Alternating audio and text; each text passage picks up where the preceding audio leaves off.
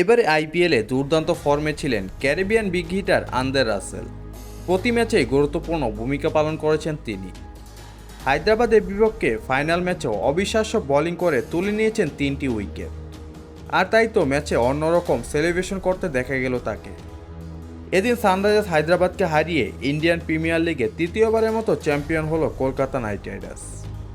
এর আগে 2012 এবং 2014 সালে গৌতম গম্ভীরের নেতৃত্বে দুইবার আইপিএলে চ্যাম্পিয়ন হয় বলিউড সুপারস্টার শাহরুখ খানের দল কেকেআর। এরপর 8 বছর আইপিএলে শিরোপা জিততে পারেনি কেকেআর, যে কারণে এবারে আসরে সাবেক অধিনায়ক গৌতম গম্ভীরকে কেকেআরের মেন্টরের দায়িত্ব দেন শাহরুখ খান। গৌতম গম্ভীরের পরামর্শে আইপিএলে 17তম আসরে শুরু থেকে অবিশ্বাস্য পারফরমেন্স করে সর্বোচ্চ পয়েন্ট নিয়ে ফাইনালে ওঠে কেকেআর। গতকাল রোববার চেন্নাইয়ের এম.এ. চিদম্বরম স্টেডিয়ামে হায়দ্রাবাদকে 8.3 ওভারে মাত্র 113 রানে অল আউট করে 8 বছর পর আইপিএলের শিরোপা জিতে কলকাতা নাইট রাইডার্স। এদিন টস জিতে ব্যাটিংয়ে নেমে আন্দ্রে রাসেল, মিচেল স্টার্ক এবং হর্ষিত রানার বোলিং গতির মুখে পড়ে নিয়মিত বিরতিতে উইকেট হারায় হায়দ্রাবাদ।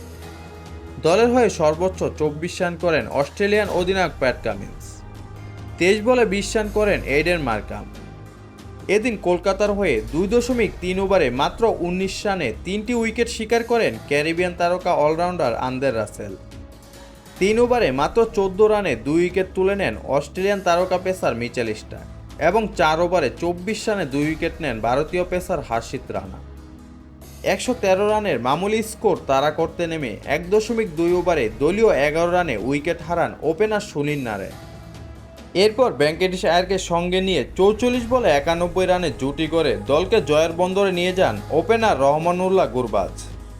জয়ের জন্য 67 বলে কলকাতার প্রয়োজন ছিল মাত্র 12 রান। খেলার এমন অবস্থায় আউট হয়ে ফেরেন আফগান ওপেনার রহমানুল্লাহ গুরবাজ। তিনি 32 বলে 5টি 4 এবং 2টি ছক্কার সাহায্যে 39 রান করে ফেরেন। 4 নম্বর পজিশনে ব্যাটিংয়ে নামা অধিনায়ক শ্রেয়স আয়ারকে সঙ্গে নিয়ে 58 বল আগেই 8 উইকেটে জয় নিশ্চিত করে কলকাতা নাইট রাইডার্স।